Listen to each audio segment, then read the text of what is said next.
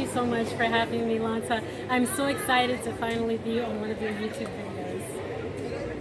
Okay, so you've been in Ghana for quite some time now. What do you have to say about Ghana and the KNUST community especially? Well, I am totally in awe with Ghana. I'm really enjoying myself. I love the Ghanaian culture, the clothing, the patterns, the people, the kindness, the friendliness is really just amazing. And there's like a treatment here that you can't get anywhere else. And it's hospitable. It's being kind to people. When you come into a room, you speak to everyone in that room and you acknowledge everyone's presence. That's one thing that I really, really cherish about Ghana. I also love that the pace is a little bit slower. It's not so fast as it is in the West, which really makes you feel more like you're experiencing like humanity to some degree, because you're getting a chance to experience people who have time to sit and talk with you, people who have time to find out how your day is going, and I really appreciate that about Ghana. Now, in particularly K University, I'm really enjoying the K University experience, Kwame Nkrumah University of Science and Technology. I'm working very closely with the chair of the Department of Language and Communication Sciences, who is Dr. Salas Houston. She has really given me a lot of instrumental information as it relates to how to start off as a professor at K University, the ins and the outs of being a professor here, and also different things that I need to know about the classroom situation. So she's been very instrumental. My colleagues have been very helpful as well. We have Mr. Nkrumah. We have Mr. Fortune Teller. There's an array of people also in the language department who've really acclimated me so well into this environment. So I'm really enjoying myself, and I'm just really impressed and proud to be a member of this great community that we have here. So since I got to know you, since started meeting you, I realized that you would always put on an African phrase or something African, like Fugu and other. What inspires you to do that? Oh, that's a great question, Lanta, and I really appreciate it, because that's a question where there's a lot of personal experiences that are tied into that. Now, in the West, I'm from the United States of America, born in Chicago, right? Currently, I'm in Washington, D.C., but of course, I'm in Ghana now. But in America, you really don't have a lot of chances or opportunities to wear traditional African clothing. Pretty much, I was born on Western clothes, just regular shirt and pants. That's what I was born and raised on. However, when I saw the African patterns for the first time, I grew to become in love with it. Like, the colors are so amazing, and you'll have like this, for example, it's purple, yellow, green, and white, but it all works together seamlessly. So I love the patterns, I love the colors, I love the fact that it has meaning underneath it, the Adinkra symbols and the meaning that's embedded within the clothing. It's just such a wonderful thing to be able to wear clothes and make a statement at the same time. And you're not making a statement on behalf of Gucci, or you're not talking about Louis Vuitton, Chanel, none of those things. You're not promoting like those Western designers, but you're promoting a people, a country, a history, a lineage of people, and and a lot of African Americans feel very connected to Ghana because it is a traditional culture and society. Because when you go down the street, you can see a lot of women with traditional clothing on, with the babies in their back. They might be holding something on their head. And this traditional nature to the country, the traditional language systems, traditional hairstyles, such as like what you're wearing, twists and things like that. You're wearing your hair in twists, but there's something that we crave from the West, because we don't get that kind of culture. Everything is American culture. It's like Western culture. So we're wearing blue jeans. We might just wear, regular pants. But to get something different is truly remarkable to me. So that's why I dress in these African clothes, because not only am I saying I love Ghana, but I'm also saying I love Africa, and I'm also saying I love myself. When I say all of these things, when I wear this African clothing, that's what I say at the same time. So let me tell you about this clothing. Thank you. So, inspiring. thank you. Yes, I feel it. I do. I feel the energy, and I feel like everything that's on me is saying something about me. For example, the dress I had made in Techiman, which is about a couple hours, 3 hours north of here, and that's in the Bono East region. Yeah. And so this is purely Ghanaian here. And then I have these right here, which are bracelets from South Africa. And this represents like the Ndebele or the Zulu group in South Africa. And also, this I got from an African American woman in Philadelphia.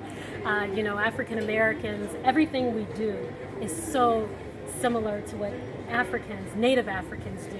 You know, Native Africans love the big and the boldness and the jewelry, and African Americans do too. So I'm hoping that everything that you see on me is a reflection of how I'm proud to be African. I'm proud to be in Ghana, and I'm proud to represent myself in some kind of way, in addition to my thoughts, in addition to my behavior, in addition to my personality.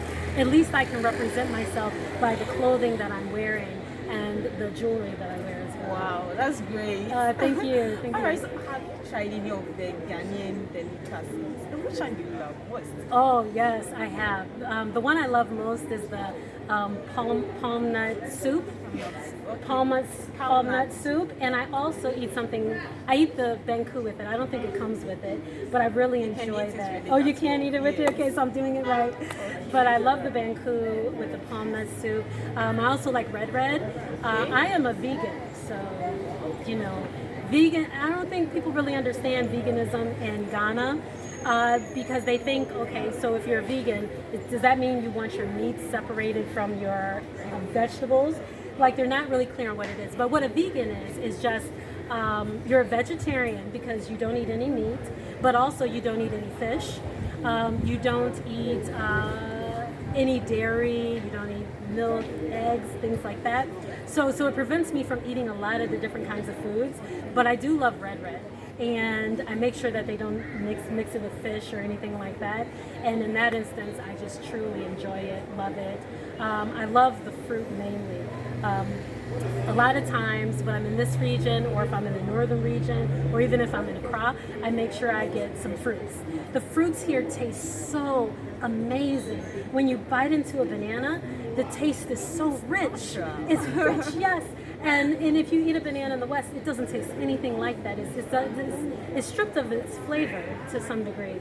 The avocados, delicious. I've even had watermelon here, and yeah, papaya. A lot of this fruit is just really, really delicious. The pineapple. It's so delicious once you put it in your mouth. It's like you could feel the juices flowing. So I really love the Ghanaian fruits. The foods are delicious, and I'm just really happy that I can get a chance to experience something in addition to the Western diet. But did you experience any form of culture shock when you got to Ghana? Yeah, I did experience some culture shock. And one thing I like to say, the culture shock that I experienced is probably more or less with the roads.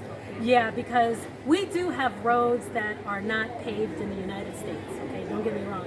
I'm sure there's some places in the South somewhere where those roads aren't paved either. But if you're a child of the North, I'm up from the North, you're more used to the paved roads and all those things. So the lack of paved roads was really a shocker for me.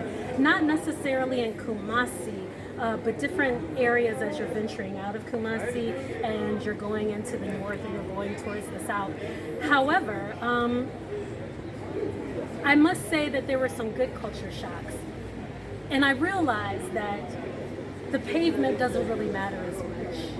Because one thing I really was shocked by, a good culture shock, was that really what I was really happy and shocked about was that when you go to different parts of Ghana, and let's say if you're on that Techiman, Kumasi lane, you might get stopped by the police. You'll probably get stopped by the police several times.